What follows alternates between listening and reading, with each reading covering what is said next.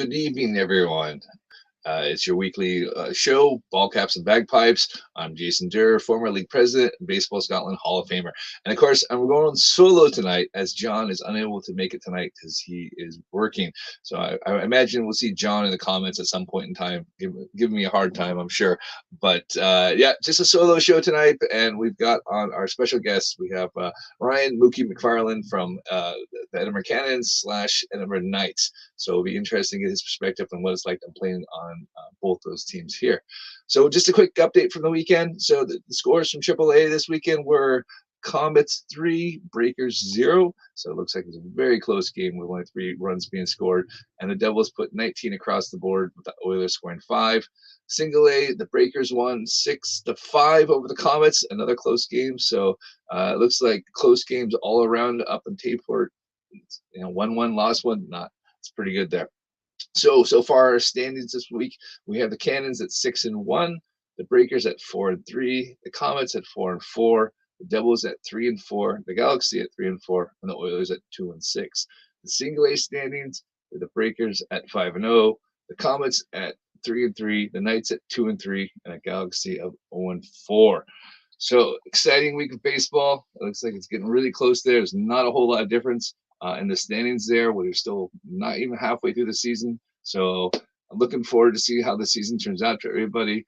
And I even got to throw the ball around on Sunday, which was a good time there. And I'll talk to Mookie about that. So I'm going to bring Ryan on now, and we'll bring Mookie in and get his opinion on how things are going here in Edinburgh and how it's like to play for the Cannons and the Knights. So, all right. So we'll bring Mookie on right on. Hello. Hey, Ryan. How you doing tonight? Yeah, I'm all right. Thanks, Jason. How are you? I'm doing well. So I said I got to play this weekend. You invited me to come along to a pickup game on Sunday, and my body does not thank you one bit for it. I am sore in my arm and my butt and my legs. Walking up and down the stairs has been a pain in the ass. But yeah, I just want to thank you for a lot. It was a lot of fun. It was the first time I picked up a baseball since September of last year, and probably a good 5 years since I actually played any competitive games. So I had a lot of fun on Sunday. I just want to thank you for letting me come on down and pretend I was still pretty good back in the day. No worries. The curveball still works at least. I did throw one good one there. It was good to know to see the curveball still work. You got a couple of us with that, I think. Well, you got me as well too. So it was all fair game. So cool. Yeah. So obviously, I call you Mookie. I know you as Mookie. Everyone else probably knows you as Ryan. So can you tell us a little bit about yourself, Ryan, and how you got started playing baseball? Well, I think for starters, everybody would probably know me as Mookie. I introduced myself to the baseball people, especially as Mookie. I've had comments before in group chats. When's Ryan coming down to play baseball? He always seems interested. He's never here. I'm like, that's me. I'm the same person. And it's the nickname is stuck, which I think, if I remember right, you gave me the nickname in the first year of the Cannons. And yeah, we did. It was me and Chris Lidingham and Dan had said, we gotta give someone a nickname Mookie, and we just stuck it on you, and it's stuck ever since.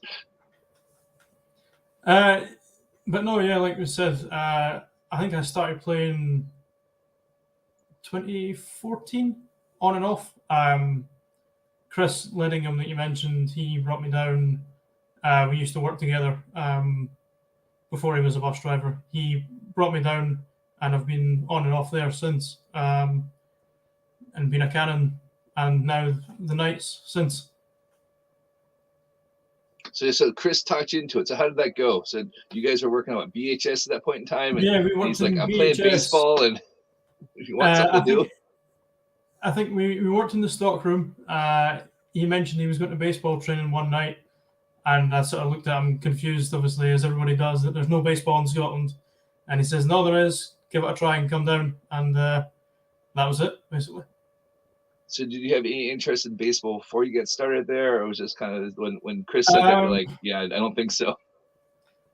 It wasn't no interest in it. I've always been into sports, whether it's football or baseball, stuff like that.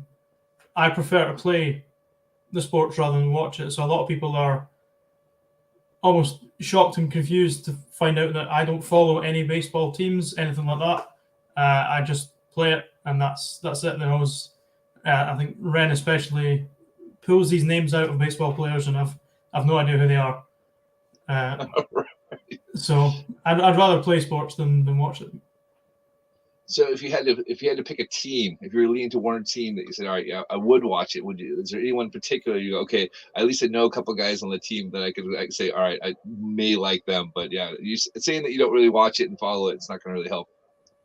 I think if forced to be fair, the only hat I have is Dale Turtle's Phillies hat that he lent me for a Cannons game. So I think by default I have to say Phillies, but I don't know if that's a good thing or a bad thing. It's not a good thing or a bad thing either way. It's one of those things where I totally get what you mean by not following the sport. I like to golf, don't follow golf one bit. I can totally understand. It's just like it's more fun just getting out there and playing than actually trying to follow it all. So that's funny you mentioned Turtle. That was the good old days of back of 2013, 2014 when we had a strong Cannon side and we had a lot of fun at training. I know I talked to Chris recently and he said that was the fun days of showing up to training on Wednesday night and chasing fly balls and just giving each other a ton of shit and having a lot of fun. But yeah, so let's talk about when you first joined the club. What was your first kind of impression? I mean, you come in as a new guy, you have Chris kind of bringing you on, you knew Dan. Was it a little John's already got his first comment and I'll go there. And it was just that what were your first thoughts? I mean, you've obviously been playing for quite a long time now, so it had to be a little strange walking into this going, I don't really know what I'm getting myself into. Yeah, having never watched or played baseball, it was not difficult to pick up, but obviously there's a lot of very niche rules. So the playing aspect of it was, well, not difficult, but a learning curve. But in terms of like the group of people, they were all very welcoming, and I think that still carries on now. You get a lot of new people coming down who always find everybody's welcome and everybody speaks to everybody, and that sort of carried on from way back then to now. I think it's just a continual thing with baseball in Edinburgh and Scotland in general. Yeah, speaking of which, I said, what position do you currently play, and what positions have you played throughout the years? Right, okay. Throughout the years, I'll start with that. It's probably easier. I've played second, short, third, and all of outfield. Currently, prefer third, play outfield, and pitch a little bit for the Knights. Played first base on Sunday as a little bit of fun, and I'm not against that either now. So that might be another one to add to the checklist. I don't think I've got the knees for a catcher. I think I'll leave that to those that can.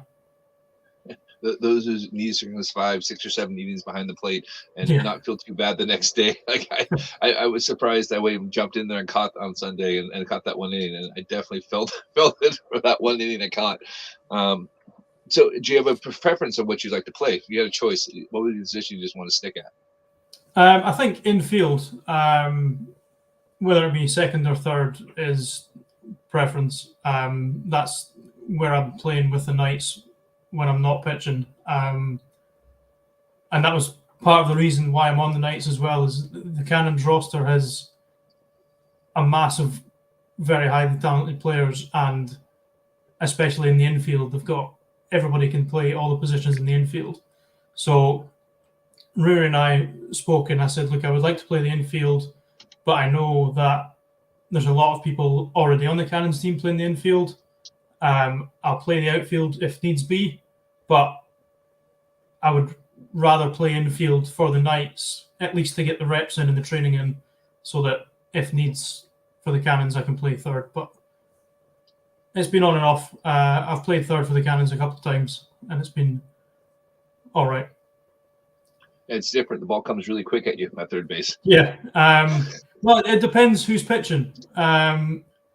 We've got a lot of good pitchers on the Cannons, so it takes a couple innings for people to catch up to them. And then you start getting a lot down the left-hand side when people are taking that step back away from the plate and waiting on the catching up to the ball. Yeah, it's a reaction sport. It's a step and a dive, and that's about all you have time for. You can't think at all in that position there. You just have to react. So, but yeah, I know what you mean. You can kind of take an inning or two off in the beginning, and then when they catch up to everything, it's a busy time over at third base.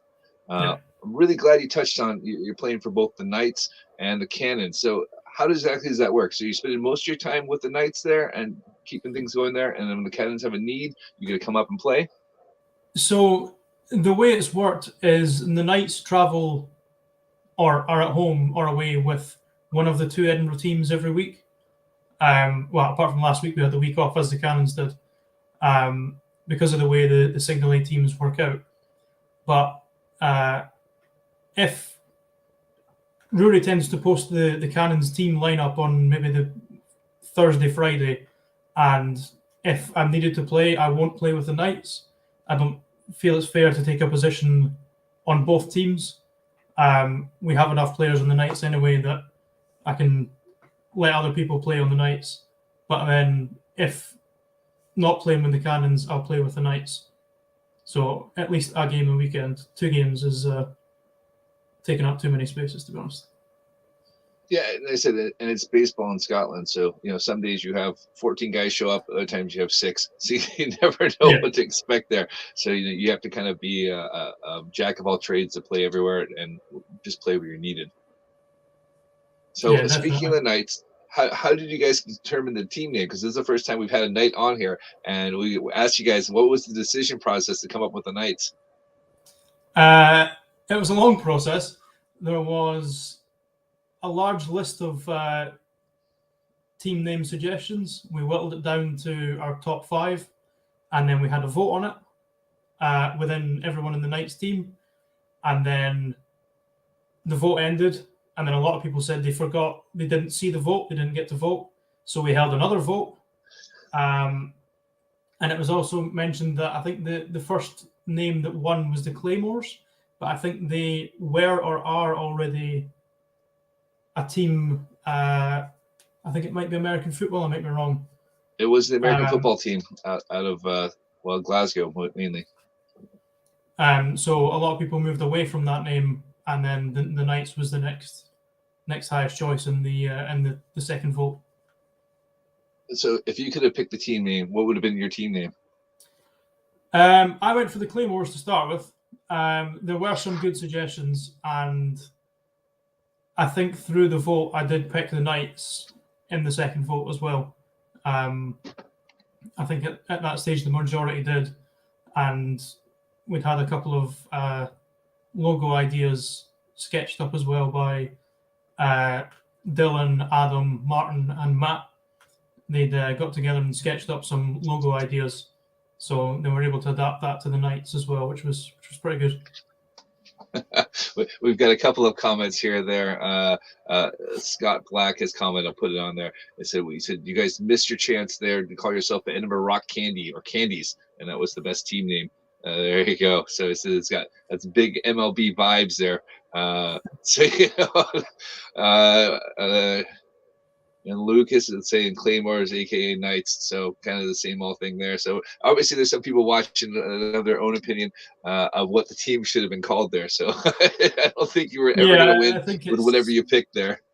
It's hard to please everybody, but absolutely. So yeah. And then the logos come out there. You've got a kind of the Padres feel to it, and you guys have some pretty cool uniforms, which we've yet to see yet. We've always seen some glimpses of what they look like. They're a work in progress. We've got they're on order. It's just a case of when they get here, basically. As with the Cannons and the Devils orders, they took their time to get here, but once we got them, they looked really good. So I'm excited to see what the Knights ones look like. So do you have any idea what they look like? You want to give us a little preview of what we expect to see? If I remember right, they're fully brown, like Padres colors, like you said. Again, I don't know who the Padres are, so I've had to look up who they are. Right, yeah, this is from like the mid '70s. This is like the mustard yellow and the brown. So that's where the influences come from. Yeah, I think so. So it's like a full brown uniform, and then sort of coming around the neck, and then down the button side is I think maybe 3 or 4 shades of sort of orange through yellow. It looks really smart. So you guys got kind of a combination of Astros and Padres uniforms, and it definitely has a turn back the clock vibe to it. So We've got a comment from Aberdeen as well. So we got Mark Joss saying you're gonna have to beat out the Aberdeen Express uniform, which is the best one in the league. So We'll, apparently it's a fashion we'll show be now. we'll be accepting applications to the Knights just because of the uniform. Put it that way. Well, I think I've seen what the final uniform looks like. It does look pretty cool. I'm pretty impressed by it there. Funny enough, it has a football feel to it because you guys have the stripe on it, and that it kind of gave me that kind of football feel to it there. So I guess when you finally have it, we'll have a team photo and and we'll see what they actually look like. We've got Lucas here asking, said, why not a bow tie? So we're getting all sorts of people expressing their opinion on what the uniform should look like. But you guys got the hats, so the hats are an important thing, though. So at least you have the hats, and you guys wear the yellow tops and the yellow stirrups, at least the yellow socks there. So you guys do look like a team. It does look pretty cool, and I'm excited to see what it looks like when it's all put together. No, I think it'll look good. We also have sort of, I guess, they're like training tops. The Cannons and the Devils have a similar, where it's like a white chest with the yellow long sleeves, and then the logo in the middle. They look pretty good as well. I think they're coming sooner than the uniforms, so we'll be able to show you those at some point. Cool. Well, I look forward to seeing that. As I pop down every once in a while and get to see what everyone's wearing there. I'm still got my classic stuff on here, so go with the old school stuff. Cool. What was I saying? So what do you think the biggest difference is? So you mentioned you played for the Knights, you played for the Cannons. What's the biggest adjustment you have to make when you go, okay, I'm playing for the Cannons today versus when you're playing for the Knights? I mean, well, like you said, third base is very busy. It's a very reactive position, more so at AAA because of the high level of batting. Whereas with the sort of single AA players, they're a lot more central with it. I think you sort of find second and short get a lot more of the ball, the pitcher as well, coming back at them. So. And which one are you feeling more comfortable at? So are you feeling more comfortable playing at the Single-A level there, or do you like the challenge of playing up at the AAA where you're not expected to go 3 for 3 at the plate and you're expected to get a hit and get on base? I definitely like the challenge of the AAA. The batting especially is good practice as well. Seeing fast pitches and pitches that move a lot. I actually think my batting stats at AAA are better than they are at Single-A, but I don't know if that says more about me trying to hit everything at Single-A or taking my time at AAA. But no, I like the challenge, but also I like the pitching side of Single-A, trying that out is a bit different. And then the opportunity to change positions through the Single-A, try stuff out that isn't going to potentially lose the game or lose the league sort of thing. And you said you mentioned your pitching. So obviously as a former pitcher, I'm always curious to see how you're progressing along. What's been the hardest part about you with learning how to pitch? Mechanics, definitely, like repeatable mechanics. There's a lot of talk about the same arm slot and stuff like that. It's very hard to repeat, I find anyway. And also not being incredibly sore Monday through Wednesday. That's a new one. Not being able to lift my arms past here on a Wednesday is a strange one. Yeah, that was one of the reasons. Well, after the Cannons games, we'd always go out into the outfield and stretching out. That was more for me because I knew if I didn't stretch out, I was going to be really sore on Monday and Tuesday.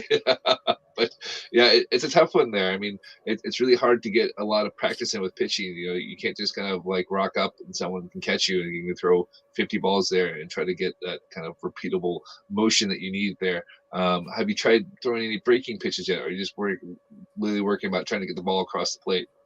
I think it's just getting it across the plate. You saw on Sunday I was trying to pitch sidearm to ease the pain, but that seems to not have worked. It was a bit wilder than just throwing over the top. I would like to try and work in at least a breaking pitch, but I think accuracy over the plate is the first step. Yeah, I mean, it is hard. It's not as easy as everyone thinks this is get on top on a mound and throw pitches over the strike zone and see how it goes. It is a bit of a thing you have to learn and practice and really get down there. And you can't just go up there and like you're playing catch and throw the ball to someone. You have an area to hit time and time again, and of course everyone's swinging at it as well. Yeah, I think the good thing that the practice is more now. There's a lot more people who want to come down and learn to pitch, learn to catch. So you do get that practice in, and there's a lot of good pitchers that come up to training every week.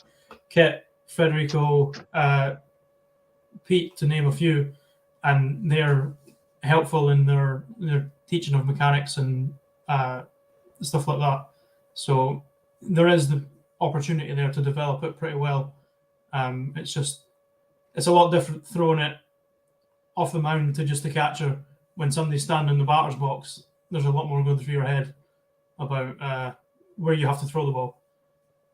Yes, exactly. And of course, you don't want to hit anybody, so that's in the back of your mind as well. It's always in the back of your head that you don't want to hit them, especially if it's somebody who's, say, at the Single-A hasn't been at the bat that often and they're maybe standing a bit close to the plate. You don't want to tell them to move away, but you don't want to hit them either. No, not at all. It was that seemed to always be a problem for various people when we had the youngsters, the guys that were under 14 showing up at the time, and you don't want to hit these guys because they're young, and you always hit those guys because you're trying not to hit the guys. It's absolutely stuck in your head. As soon as you think to yourself, don't hit them, that's it, you've hit them. So. Yeah. So we got a couple comments here that I'll throw up there real quick. So Lucas is asking, did you get a new bat yet? I've not. No, has he got a new bat yet? The two of us smashed our bat the same day against David Flores of the Comets. I thought John would have been on to rub it in that I broke my bat after he broke his off of me, but it's lying in that corner with a big splinter out of it. So is it broken frustration, or did you take one off a handle and that was the? No, I took one just a little bit too close up the barrel, and there's a nice bit about that size has come off it. Yeah, it does happen. So you do go through bats through here quite easily. And then we've got Scott Black asking. He said he can tell us, he can teach you how to throw a Vulcan changeup without zero command. So when you're ready to learn that one, Scott's your man for that. I think I've seen him throw that from home plate to second as the catcher. Oh, and then John's actually watched the show and he said that's a little bit of karma for you. So he may not be on the show giving you abuse, but he's at least giving you some abuse from watching the show here. So it's good to know. Oh, yeah. So all right. I was gonna ask. So, what's your best memory you've had from playing from baseball of all these years? I mean, there's a lot of memories go on. You can go with something recent or even something from back when the first time we were showing up. A Wolfie memory. I mean, there's lots to go by. So I think probably the first time we went down to Kent to the Battle of Britain, went down, nobody really expected anything from us, and then ended up winning the tournament. That was probably the highlight. That was just a brilliant weekend all around, to be honest. Yeah. Did you get much playing time when we were down there? Or did you get to see a lot? Or just I think we had, I want to say 5 or 6 games, including the final. And I think I played in 3 of them, possibly 4 of them. More outfield, but at the time that was where I enjoyed playing.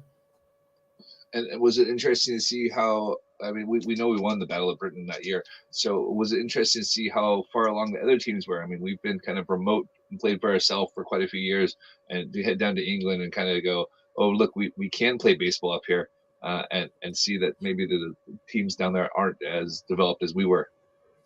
Yeah, I think maybe not that they were underdeveloped, but I think that we had high expectations of the teams we were going to face.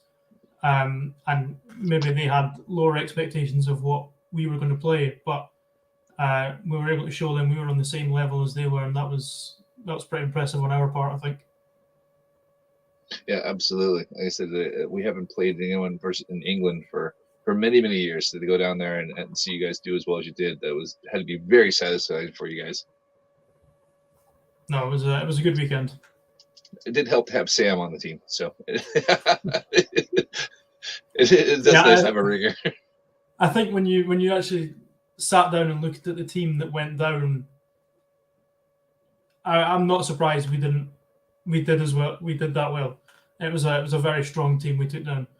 Like Sam, Adam, Ren, everyone like that, Federico, stuff like that. It was all really high level players that we took down. Yeah, absolutely. I think you can put our starting nine versus pretty much any team's starting nine and stack up pretty well. Year in, year out, we always 1 through 9. You'd have a pretty solid Scotland team to face anyone down in England. Cool. I was saying. So, what about personal highlights? What's been your personal highlight? Has there been anything that stands out? Maybe a day you went 4 for 4, or you had your first extra base hit. I've not hit a home run yet, so not that. I've had a couple of 2 or 3 years ago. Had a couple of pretty good games at third base.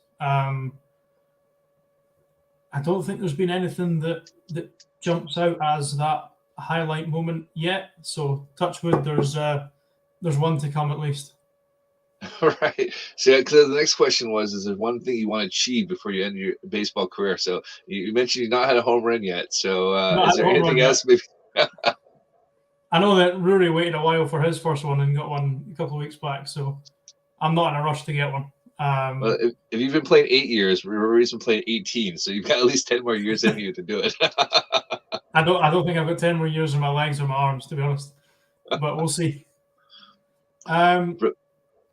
No, I think just consistency, maybe a solid place at third base in the AAA lineup, and maybe some more tournaments and stuff like that, whether it be down south or ones that we host, or maybe even abroad if there's anything that lets us do that. Yeah, like I said, maybe get in the mound for the AAA team and pitch a couple of innings there, see how you do. I think there's too big of a waiting list to get on the mound there, to be honest. Hey, you never know. Like I said, one of those days you might just be called up, and you could be a lights out closer with that Vulcan changeup that you have no control over. All right, brilliant. Mookie, it's been all the best. I'm going to put you in the waiting room. You can stick around. We can chat after the show here. But thanks so much for coming on. Tell us a little bit more about the Cannons, and definitely we got to learn about the Knights. The first chance we had to talk to anybody that's played for the Knights. So I'm going to wrap the show up here. But thanks for coming on, and I'll chat to you in a bit here. Thank you for having me. Cheers. All right.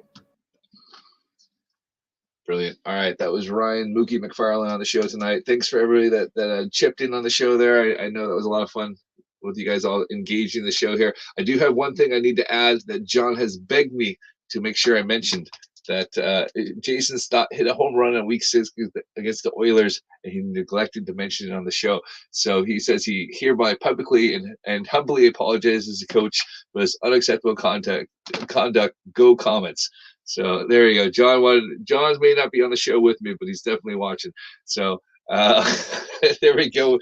He apparently missed it. I was unable to make the show last week, unfortunately, and John could make the show this week. So I'm sure, I hope I didn't miss anything out, or I'll be the one apologizing next week.